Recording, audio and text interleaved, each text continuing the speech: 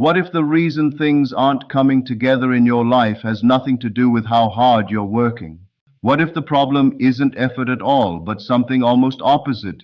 What if the very act of pushing, straining, and forcing is the exact thing standing between you and everything you want? I know that sounds counterintuitive.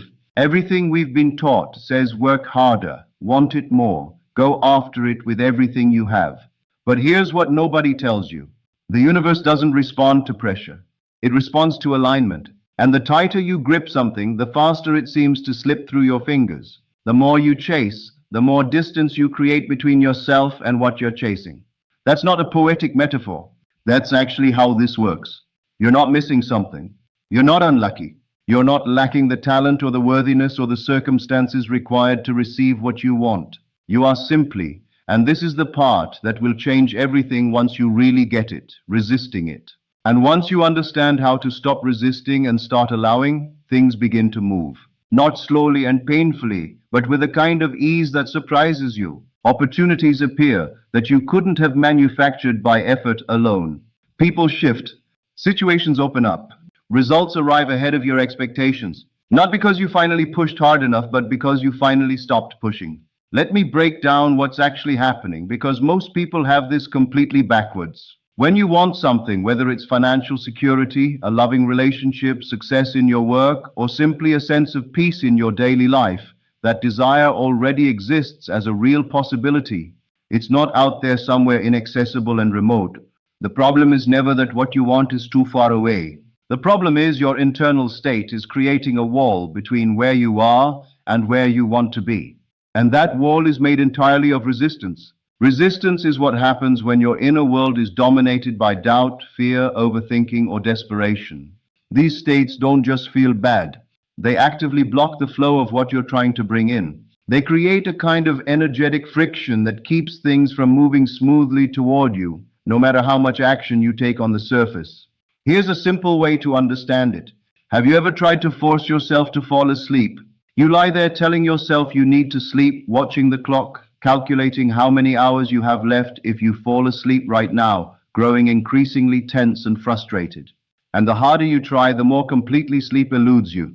But the moment you give up and just relax, the moment your body lets go of the effort, sleep happens naturally and almost instantly. You didn't do anything to make it happen. You stopped doing the thing that was preventing it. Manifestation operates on the exact same principle.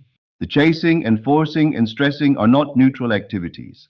They are actively working against you. The more pressure you apply, the more resistance you generate, and the more resistance you generate, the further away everything gets. Now here is the part that catches people off guard. Resistance isn't always obvious. It doesn't always show up as dramatic despair or visible panic. Sometimes it's subtle. It hides in thoughts so familiar you barely notice them anymore. You might say out loud, I want to be wealthy. Genuinely mean it. Put real energy behind it. But beneath that conscious desire, there's a quieter voice running in the background. A voice that says money doesn't come easily to people like me. Or I've tried this before and it didn't work. Or maybe I'm not the kind of person that things actually work out for. That hidden current of belief is what your subconscious is actually operating from. And your subconscious is far more influential than your conscious intentions. The universe, your nervous system, your energy, none of it responds to what you say you want. It responds to what you consistently and genuinely believe and feel. And if the feeling underneath everything is one of doubt or unworthiness or subtle defeat, that is the signal being broadcast. That is what keeps drawing you back into the same patterns, no matter how hard you try to break out of them. This is why some people seem to attract good things with almost no visible struggle, while others work themselves into the ground and still feel like they're running in place. It's not favoritism. It's not luck. It's alignment. People who are internally calm, grounded, and quietly confident carry very little resistance. Things move toward them more freely because nothing in their energy is pushing those things away. So how do you know whether resistance is running in the background of your own life? The signal is actually quite simple. Check your emotions when you think about what you want. If thinking about your goal brings up stress, anxiety, impatience, or a low-level frustration that it isn't here yet, that emotional response is telling you something important. It's telling you that your focus is on the absence of what you want rather than on the presence of it. You're feeling the lack, And feeling the lack keeps producing more experience of lack. Most people's instinct at this point is to try harder, to apply more willpower, more discipline, more force. But that response actually makes things worse. It's like pressing the accelerator to the floor while the parking brake is still engaged. You burn through energy. You generate a lot of noise and heat, but you don't actually move forward. The brake is still on. Until you release the brake, more acceleration is meaningless. The brake is resistance, and you don't release it by pushing harder. You release it by becoming aware of it first, then gently shifting your focus rather than fighting your feelings or forcing yourself into artificial positivity.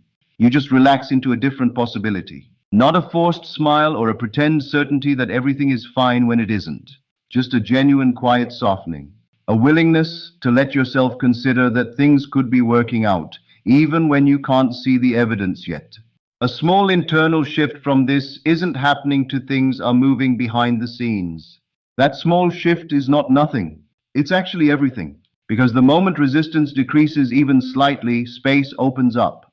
And in that space, things begin to move. Ideas surface that weren't there before. Conversations happen that open unexpected doors. Opportunities appear that you would have missed entirely if your mind had been locked in stress mode. At first, it might feel slow because you're used to the sensation of forcing things, and this feels different, quieter, and less dramatic. But keep going, because the more you practice releasing resistance, the more clearly you'll see that things are actually moving with considerably less effort than before. And here's the most important thing I want you to hear from all of this. You do not need to become a different person to receive what you want. You don't need to completely overhaul your personality or achieve some elevated spiritual state before good things are allowed to come to you. You simply need to stop actively blocking them. What you desire is not retreating from you. It is not running in the opposite direction. It is right there, waiting patiently for the resistance to drop enough to let it through. Relaxation is not laziness. I want to say that clearly because one of the most stubborn and damaging beliefs in our culture is the idea that productivity and stress are the same thing. That if you're not under pressure, you're not really working. That ease means you're not taking it seriously. That calm is just another word for complacency. None of that is true. And deep down, if you're honest with yourself, you already know it isn't. Think about when your best ideas come. Not when someone is pressuring you, not when you're in a panic about a deadline, not when anxiety is running high. Your best thinking, your most creative insights, your clearest moments of knowing what to do next, they come in the shower, on a slow walk, in that quiet half-awake state first thing in the morning, during a drive when your mind is loosely wandering rather than tightly focused on a problem. That is not an accident. That is what an aligned mind feels like. When you're relaxed, your mind isn't cluttered with the noise of fear and worst-case scenarios. It becomes spacious, clear, genuinely creative. Your thoughts are sharper. Your decisions come from a better place. Your energy is steady rather than burning hot and chaotic. And that steady, clean energy is precisely what allows things to flow toward you smoothly. Stress does the opposite. When you're in a state of stress, your brain essentially goes into crisis management mode. It narrows its focus onto problems, risks, and potential threats. Everything gets filtered through the question of what could go wrong. You're not thinking from possibility. You're thinking from danger. And whatever you consistently focus on, you draw more of into your experience. Stress about money keeps your attention locked on not having enough, and not having enough is what keeps showing up. Stress about relationships keeps your focus on the problems in them, and the problems keep expanding to fill that focus. This isn't the universe punishing you. It's simply the way attention and energy work. Your state acts as a filter. It determines what you notice, what you respond to, and what you attract.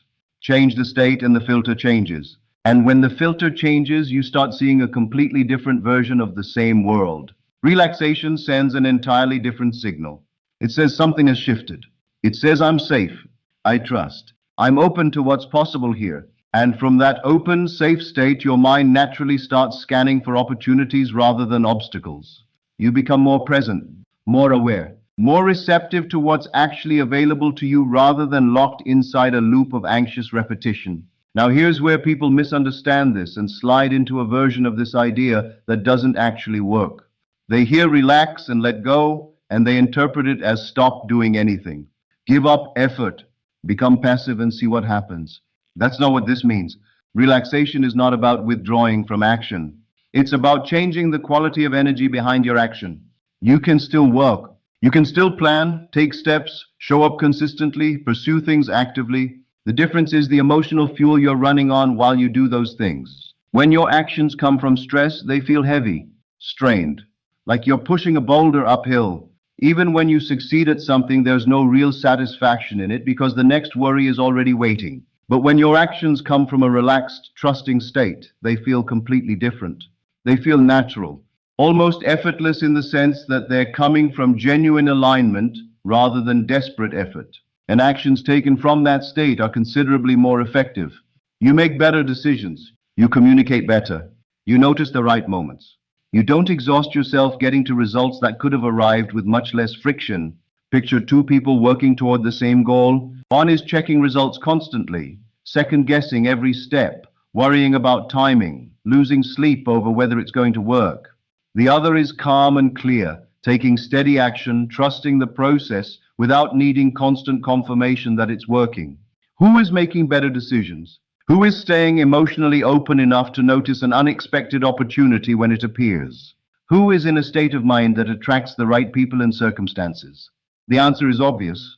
The relaxed person isn't being passive, they're being effective.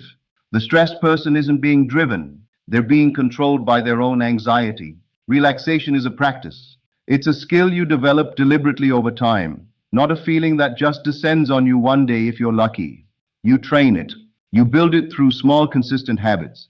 Conscious breathing, moments of genuine stillness, intentional pauses before reacting, short periods of doing nothing except being present. Even a few minutes of genuine quiet can shift your entire energy in a meaningful way. And the more you practice this, the more your default state changes. You stop getting yanked around by every small setback.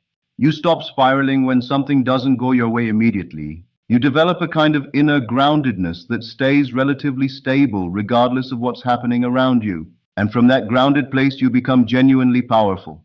Not powerful in the force, effortful sense, but powerful in the sense that you are no longer being created by your circumstances.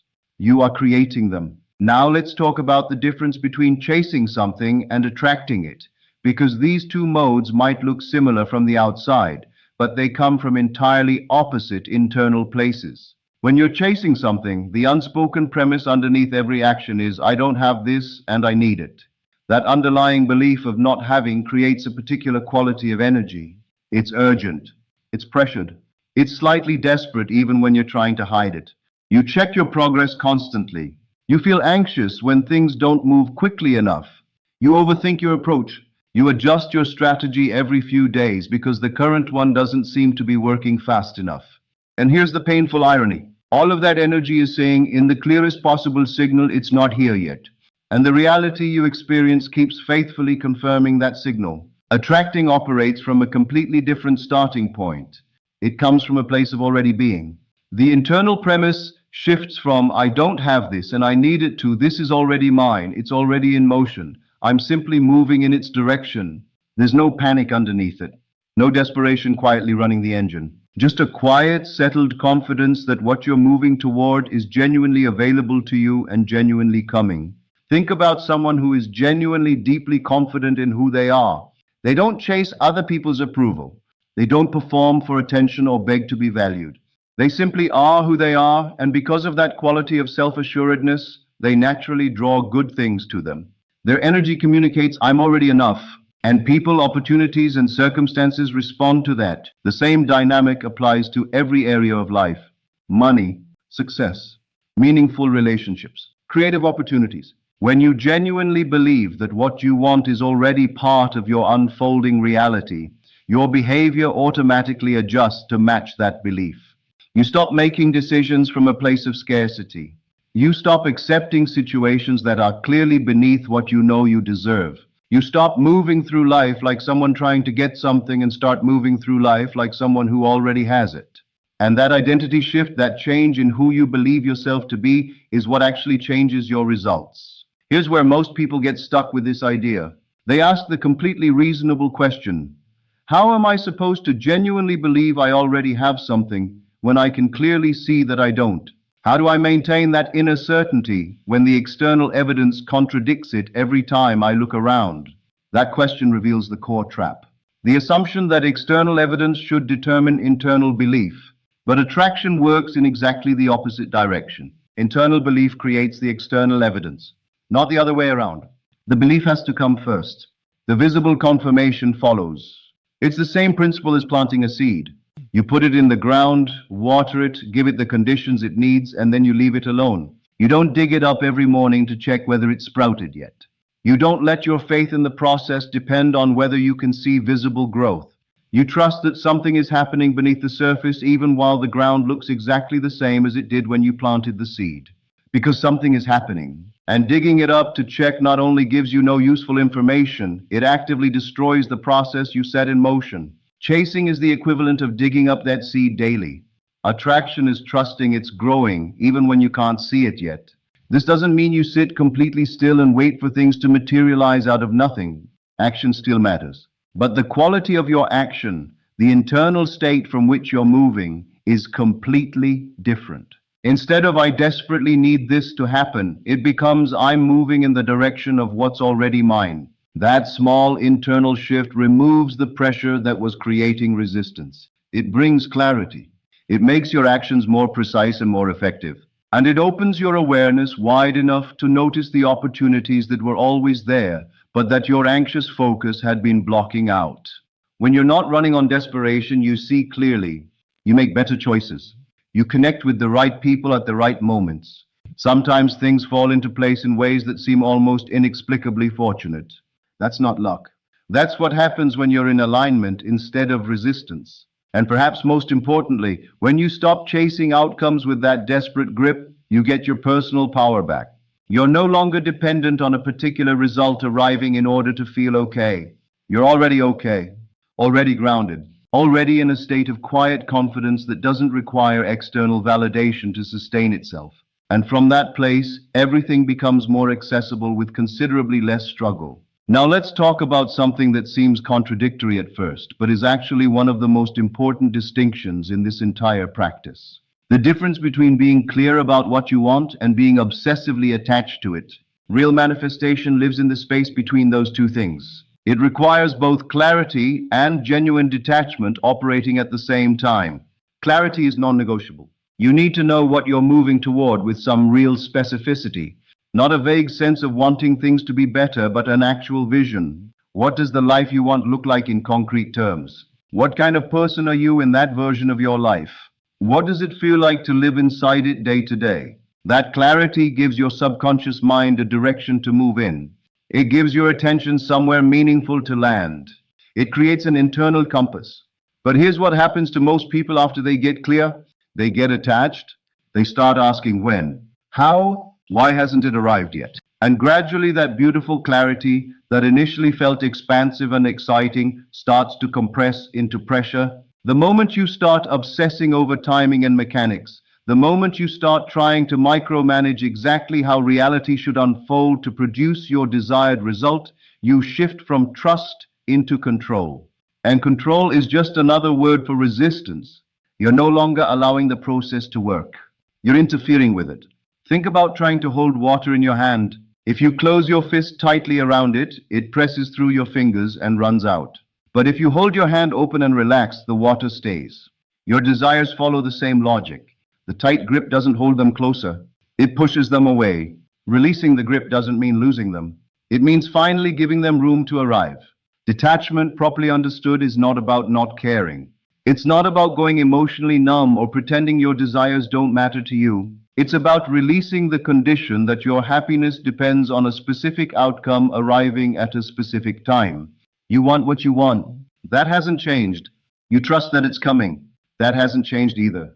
But your emotional state is no longer held hostage by whether it has arrived yet. You're genuinely okay either way. And that emotional freedom removes the desperation that was slowing everything down. Here's a remarkable thing that happens when you reach real detachment. Things actually speed up. Because when you stop radiating signals of desperate need, the whole frequency of your energy changes. Instead of broadcasting, "I don't have this and I need it urgently," you're broadcasting, "I trust. I know it's coming. I'm not in a panic about the timing." and that signal carries no resistance. Clean, open, trusting energy allows things to move toward you considerably faster than anxious, grasping energy ever could. You've probably experienced this without realizing what was happening. You wanted something badly for a long time. Nothing moved. Then at some point you either gave up or got genuinely busy with something else and simply stopped thinking about it so intensely. And shortly after it appeared. People often attribute that to coincidence or irony, but it's actually detachment doing exactly what it's supposed to do. The release of desperate focus removed the resistance that had been blocking the thing from arriving. The key is that you don't need to abandon your desire to reach that state. You don't need to give up or stop believing. You just need to release the obsession. Keep the vision clearly in mind. Feel it, trust it, know it's yours.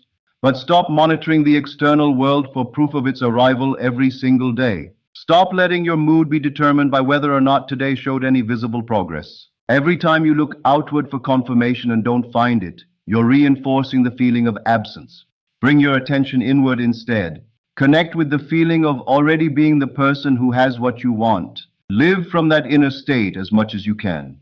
And then go about your actual life without carrying the weight of constant vigilance over whether it's happened yet. This balanced state, clear on your vision but relaxed in your grip on it, committed to where you're going but not desperate about the timeline, is where everything starts coming together. You become consistent. Your decisions get better. You stop sabotaging yourself with panic when things don't move as fast as you hoped. And over time, things begin to align in ways that feel natural rather than forced. Opportunities find you, the right people appear. Situations shift. Not because you muscled them into place, but because you finally got out of the way and let them. Your job is not to control how your desire arrives. Your job is to hold the vision and trust the process. When you stop white-knuckling the how and when, you create genuine space for things to happen in ways far better than anything you could have planned. Manifestation works by changing your feelings before external results appear, because your outer world reflects your inner state, not the other way around. Instead of waiting for circumstances to make you feel abundant, loved, or secure, you deliberately embody those feelings now through trust, gratitude, and emotional alignment, while releasing fear, desperation, and the need to control timing. Letting go does not mean giving up. It means confidently trusting that what you desire is already unfolding beneath the surface, like a seed growing unseen, while you stay aligned, take natural action, and stop obsessing over proof. As you consistently shift from resistance to ease, from doubt to belief, and from chasing to allowing, your external reality gradually reshapes itself to match the inner world you have chosen to live from.